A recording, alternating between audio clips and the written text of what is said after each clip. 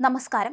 പ്രതിപക്ഷ നേതാവ് പിണറായി വിജയന്റെ വീട്ടിൽ റെയ്ഡിനെത്തിയ ഇഡി ഉദ്യോഗസ്ഥരെ ആക്രമിച്ച കേസിലെ CPM പ്രവർത്തകരായ പ്രതികൾക്കായി വ്യാപക പരിശോധനയുമായി പോലീസ്.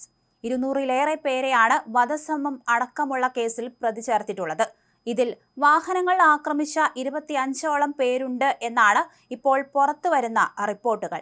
അതേസമയം എല്ലാവരെയും ദൃശ്യങ്ങൾ പരിശോധിച്ച് തന്നെ തിരിച്ചറിഞ്ഞു കഴിഞ്ഞു. അക്രമം നേരിട്ടതിൽ പോലീസ് വൻ പരാജയമായിരുന്നു എന്ന ആരോപണം ഉയർന്നതോടെയാണ് പ്രധാന പ്രതികളെ എത്രയും വേഗം തന്നെ പിടികൂടാനുള്ള ശ്രമങ്ങൾ ഊർജിതമാക്കുന്നത്. എല്ലാവരും ഒളിവിലാണെന്നാണ് പോലീസ് പറയുന്നത്. തിരിച്ചറിഞ്ഞ 8 പ്രധാന പ്രതികൾക്കായി ലുക്കൌട്ട് നോട്ടീസും പോലീസ് ഇറക്കിയിട്ടുണ്ട്.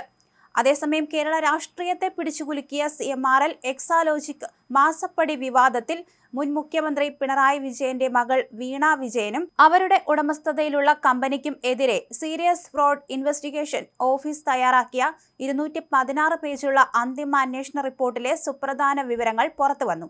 നിലവിൽ എറണാകുളത്തെ പ്രത്യേക കോടതിയുടെ പരിഗണനയിലുള്ള ഈ റിപ്പോർട്ട് എക്സാലോജിക് കമ്പനി നടത്തിയ സാമ്പത്തിക ക്രമക്കേടുകളുടെയും വഞ്ചനാപരമായ ഇടപാടുകളുടെയും പൂർണ്ണരൂപം അക്കമിട്ട് നിരത്തുന്നതാണ്.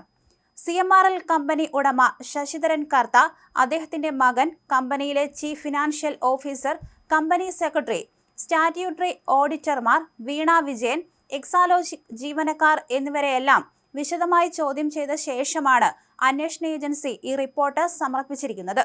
കേസിൽ എക്സാലോജിക് ഉൾപ്പെടെ ആകെ 12 പ്രതികളാണ് ഉള്ളത്. ഇതിൽ 54 മുതൽ 60 വരെയുള്ള പേജുകളിൽ ഉൾപ്പെടുത്തിയിരിക്കുന്ന എക്സിക്യൂട്ടീവ് സമ്മറിയിലെ 16, 17, 18, 19 ഖണ്ഡികകളിലാണ് തട്ടിപ്പിന്റെ കൃത്യമായ റൂട്ട് മാപ്പ് ഉള്ളത്.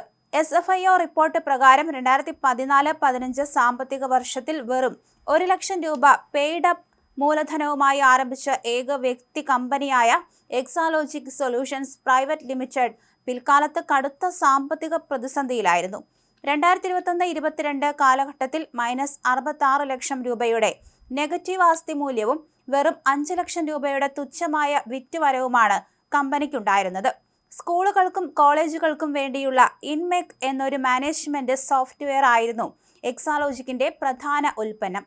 എന്നാൽ ഈ സോഫ്റ്റ്വെയർ പൂർണ്ണമായും പ്രവർത്തനരഹിതവും ഉപയോഗശൂന്യവുമായിരുന്നു. വിദ്യാഭ്യാസ സ്ഥാപനങ്ങൾക്ക് സർക്കാരിൽ നിന്നോ സർവകലാശാലയിൽ നിന്നോ NOCയോ മറ്റ് അനുമതികളോ ആവശ്യമായി വരുമ്പോൾ മുഖ്യമന്ത്രിയുടെ ഓഫീസിന്റെ സ്വാധീനം ഉപയോഗിച്ച് ഈ സ്ഥാപനങ്ങളോട് വീണയുടെ കമ്പനിയിൽ നിന്ന് സോഫ്റ്റ്വെയർ വാങ്ങാൻ നിർബന്ധിച്ചിരുന്നുവെന്നും IT സൊല്യൂഷൻസിന്റെ പേരിൽ ഇവർ പണം വാങ്ങിയിരുന്നുവെന്നും റിപ്പോർട്ടിൽ സൂചനയുണ്ട്.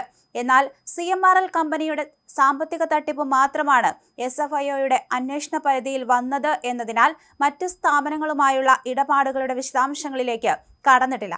പരാജയപ്പെട്ട ഒരു സോഫ്റ്റ്വെയർ മാത്രമുണ്ടായിരുന്ന എക്സാലോജിക് കമ്പനിയുടെയും വീണ വിജയന്റെയും പ്രധാന വരുമാന സ്രോതസ് കരിമണൽ കമ്പനിയായ CMRL ആയിരുന്നു. പിണറായി വിജയൻ മുഖ്യമന്ത്രിയായി അധികാരമേറ്റതിന് പിന്നാലെ 2016 മുതൽ 2021 വരെയുള്ള കാലയളവിൽ യാതൊരു സേവനവും നൽകാതെ 2.78 കോടി രൂപയാണ് മാസപ്പടിയായി ഇവർ കൈപ്പറ്റിയത്.